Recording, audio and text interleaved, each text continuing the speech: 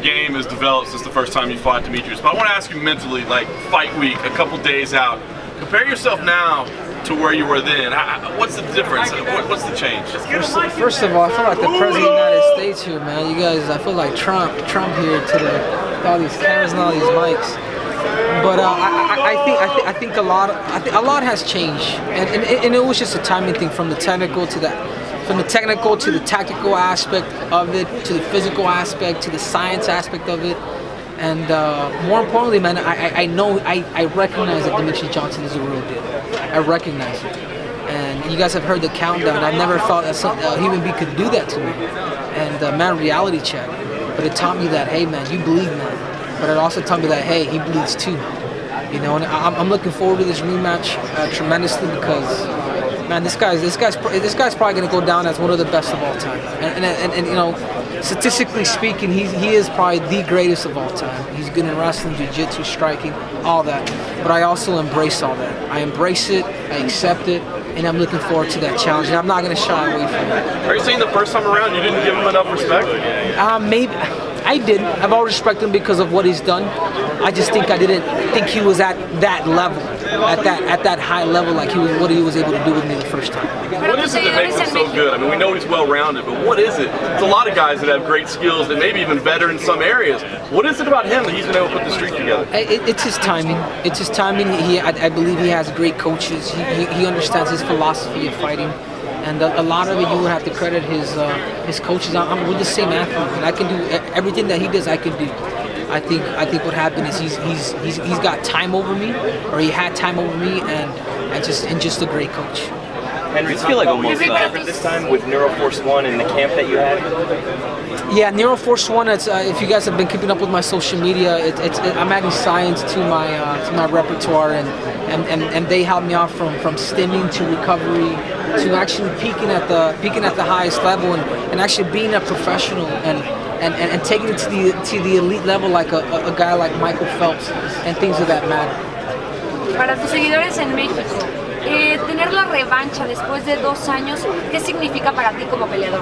Para mí todo, porque no solamente, o sea, me están dando una segunda oportunidad con el muchacho que me noqueó en el primer round. Ya ni duré el primer round, medio round, apenas. Pero me deja saber, man, que man, ha mejorado, soy un diferente peleador y creo que por esa razón estoy aquí, porque ha mostrado que esta derrota no me ha bajado, esta derrota me ha levantado. Y aquí estoy, y este sábado el plan que yo tengo es esta historia.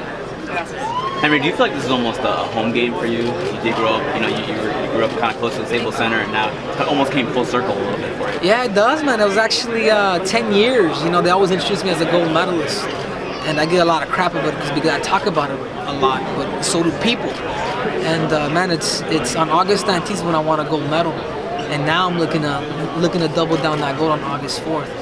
So being a UFC champ is pretty much my last credential that I've always wanted to accomplish, is to be an Olympic champ and to be a UFC champ, and I'm days away from doing that. Do you still feel a connection to this area, to Southern California? Oh, absolutely, yeah. Man. I come to California two, three times a year. I got family here. I got some drunk uncles somewhere in the crowd.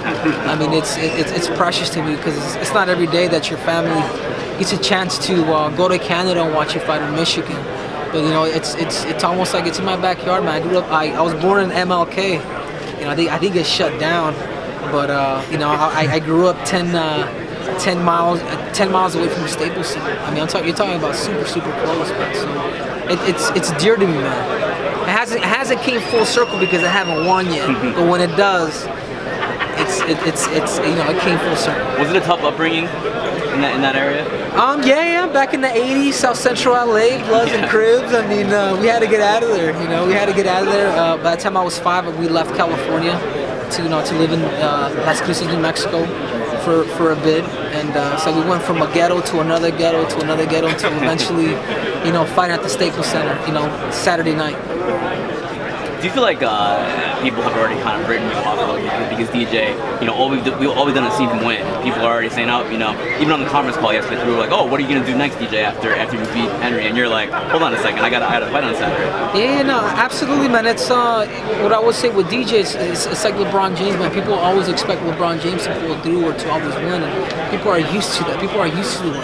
But then you got guys like Steph Curry, and you got a good team that'll challenge him. And I think that's the way I see it now, man. It's not a mental thing with me with Demetrius by any means.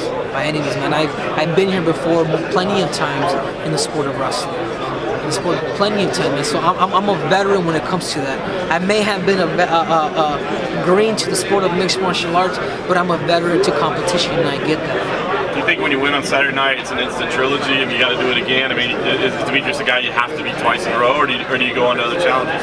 Oh, for sure, man. Somebody like Demetrius Johnson, he would definitely deserve a rematch, man. And that would all be up to the UFC. You know, he's been great to the sport. He's done a lot for the sport. I don't think he gets respected as much as he should, but you know, it's time for a new era, man. And I want that to be me. I want this fight. I've been wanting this fight for the last 2 years since he defeated me. You said that, you know, the division kind of needs a new face, something more marketable. I mean, is there something about Demetrius you think people, because I think people assume it's just flyweights, you know, but people can't get a hold of these little guys. Do you think it's something with Demetrius? No. I think if anything, I think it's been his dominance. I think his dominance has shied people away. I think the way the creativity that he's had has almost made people think like, man, this division sucks. Where in reality, man, you have elite athletes, man. You have guys like me that, hey, man, it's not, man. This guy has found the right time to defeat people, and he defeated me in a very awesome fashion, man. But it's only helped me, man. It's only put that chip on my shoulder, like Captain Eric Albertson said, and. You know, at the end of the day, it's all about, it's enough talk, shit's done, it's time to fight, man. That's it. That's all there is to it. You guys will find out, you know, Saturday night. Okay, guys. Thank you. Hey, Henry, I gotta get up this fan.